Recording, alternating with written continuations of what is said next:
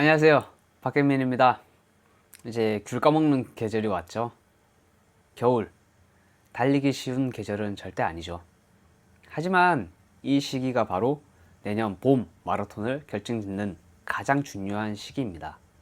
오늘은 추운 환경에서 우리 몸이 어떻게 반응하는지, 그리고 우리가 어떻게 운동을 해 나가면 좋을지에 대해서 얘기해 보도록 하겠습니다.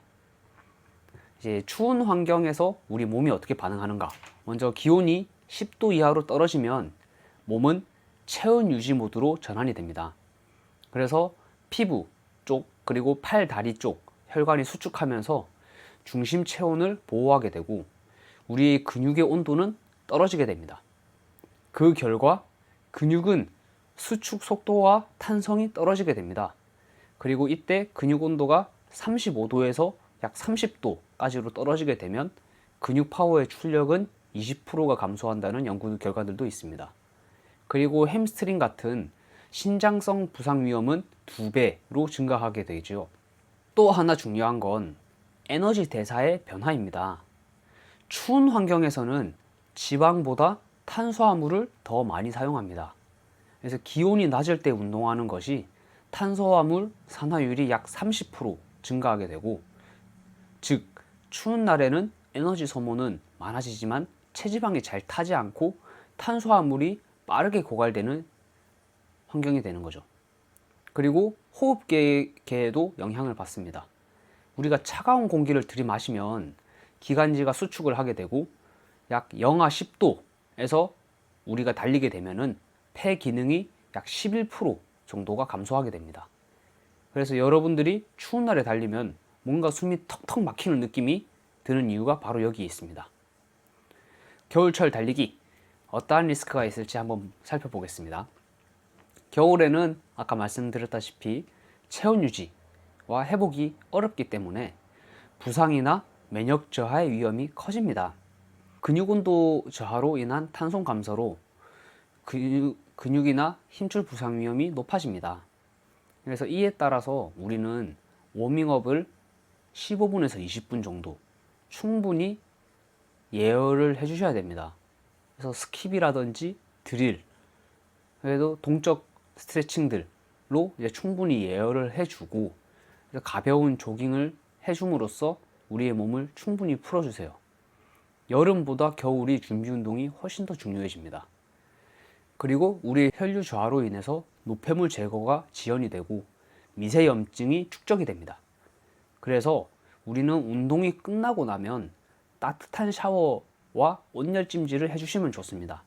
그 다음에 또 냉찜질도 해주시고 그 두 가지를 번갈아서 해주시면 되겠습니다. 그래서 혈류가 원활하게 돌 수 있도록 해서 이제 그러한 노폐물들이 빠르게 나가서 이제 염증을 예방해 주시면 좋습니다. 그 다음에 체온 불균형으로 인해서 감기에 걸릴 확률이 높아집니다. 우리가 처음에 나와서 뛸 때는 굉장히 춥습니다. 근데 이제 뛰다 보면 이제 열이 나고 그렇게 해서 땀이 나는 순간 이 땀이 운동이 끝나고 나면 또 식게 되고 그 순간 춥다라고 느끼면 감기에 걸립니다. 그렇기 때문에 복장을 조금 신경 써서 입어주시면 좋은데요. 그래서 추운 겨울에는 두꺼운 거 하나를 입고 뛰기보다는 가볍게 세 겹을 입고 뛰시면 좋습니다. 먼저 안에는 이제 지금 현재 제가 입고 있는 이러한 것처럼 땀 흡수를 잘하고 빠르게 마르는 기능성 티셔츠, 그리고 이 위에는 이제 열을 잡아주는 얇은 기모, 그리고 이 밖에는 바람을 막아주는 바람막이들, 그렇게 입어주시면은 이제 겨울철 달리기 하실 때에는 좋습니다. 그리고 운동을 마치신 후에 만약에 또 뭐 뒤풀이를 한다든지 또 다른 스케줄로 이어가신다라고 하면 갈아입을 옷을 반드시 챙겨주세요. 그래서 땀에 젖은 옷들은 빨리 갈아입어 주시고 이제 다른 옷들을 또 두꺼운 옷들을 더 입어 주셔야 감기를 예방할 수 있습니다. 그냥 가급적 뭐 뛰고 나서 다음 스케줄이 없다라고 하면 빠르게 집에 오셔서 이제 아까 말씀드렸던 따뜻한 샤워와 이제 온냉찜질을 해주시면 좋습니다. 그리고 마지막으로 겨울에는 탈수의 위험이 있습니다. 아니, 겨울에 추워서 땀도 안 나는데 왜 탈수 위험이 있냐? 라는 생각을 하실 수 있어요. 이제 겨울에는 전체적으로 공기의 습도가 매우 낮습니다.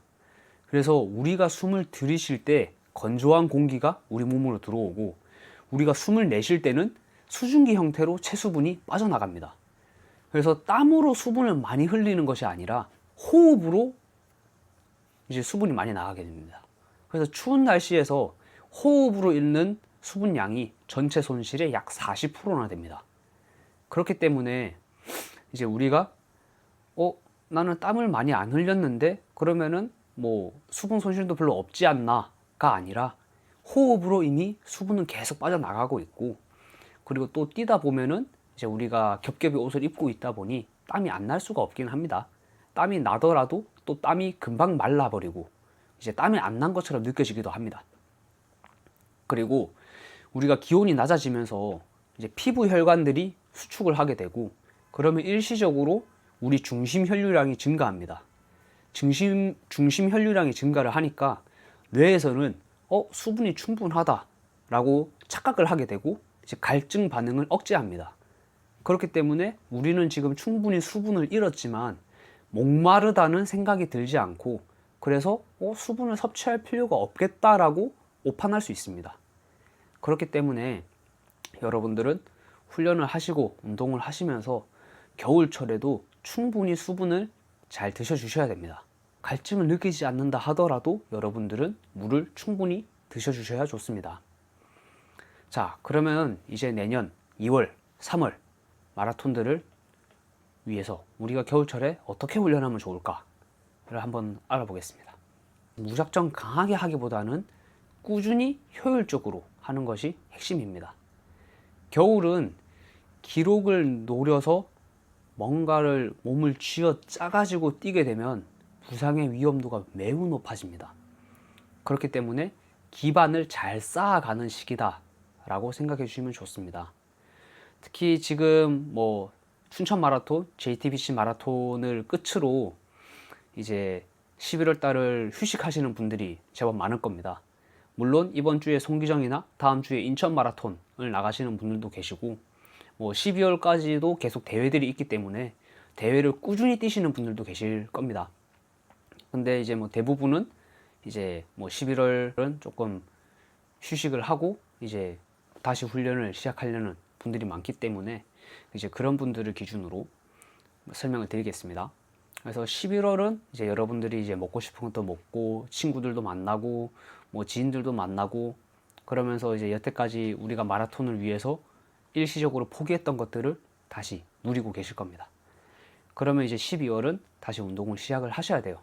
3월달, 2월달 마라톤을 나가기 위해서는.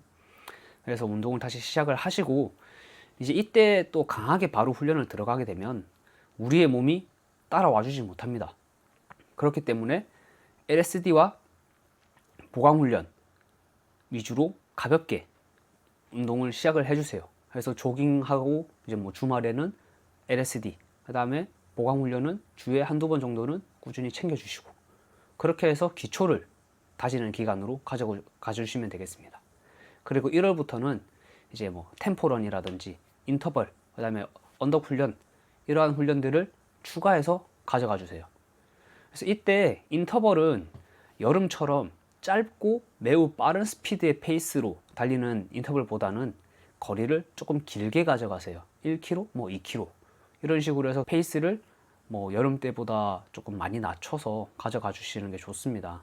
그래서 아까 설명드렸다시피 기온이 낮아지면서 이제 우리의 햄스트링이라든지 힘줄들이 그리고 근육들이 많이 수축이 되어 있는 상태인데, 이때 강하게 때려서 당겨버리면은 손상의 위험도가 매우 커집니다.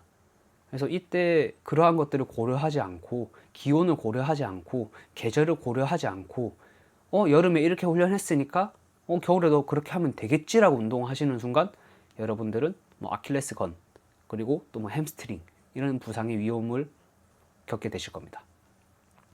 그렇게 1월은 보내주시면 되고요.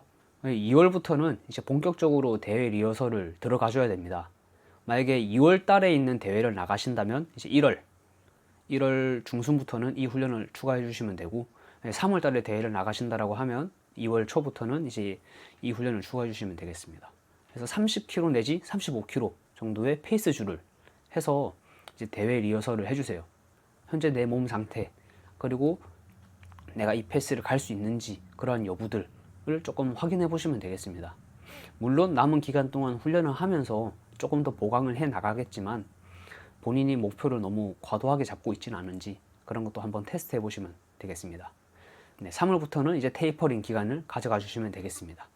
그래서 겨울은 가장 중요한 것이 꾸준함입니다. 그래서 여러분들이 이 기간에 강하게 훈련을 해서 부상을 입지 마시고, 네, 꾸준하게 기반을 다져 나간다 생각을 하시면서 운동을 해 나가시면 되겠습니다.